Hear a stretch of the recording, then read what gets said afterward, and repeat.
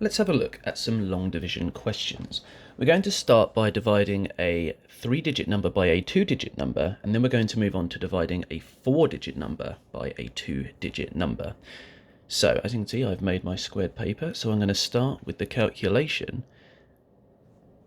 338 divided by 13. So I've kept myself to 1 digit per square. And the first thing I'm going to do is at the right hand side of my calculation, I'm going to help myself out on some maths by drawing myself a skeleton table of the 13 times table. So I'm going to start with number 1, which is 13, 2, 26, 3 is 39, 4 is 52, 5, 65, and 6, 78. When we move on to the 4-digit division, I'll show you another way you can do that if you can't do that mentally. So I'll start by looking to see if I can divide 3 by 13. Now I can't really do that, so I'm going to put a 0 here, and then I'm going to link the 30 and the 3 together to make 33. Now conveniently for me, 13 does go into 33. It goes into 33 2 times, which is 26, which I'll record under here. Now what I need to do now is subtract 26 from 33 to find out my remainder. So I'll put a subtraction sign here, draw this across, broken my pencil. And if I do 3 take away 6, well that doesn't work, so I'm going to have to exchange from this 30 over here, turn that into a 2, and this into a 13. Now 13 take away 6 is 7, and 2 take away 2, or 20 take away 20 is 0. So now I'm left with 7, and I still have my 8 up here. So what I'm going to do is I'm going to bring that 8 down a little bit to here. So I now have 78.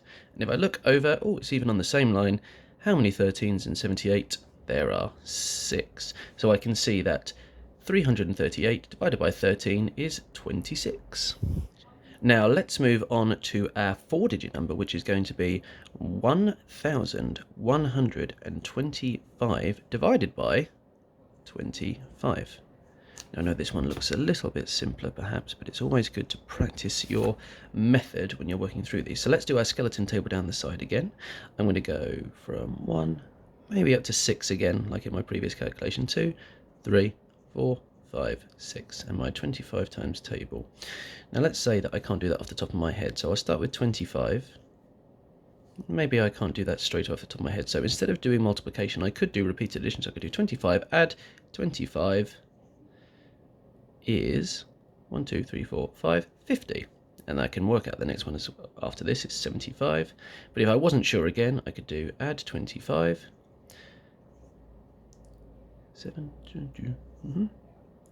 and 100, then 125, and 150, just to be on the safe side.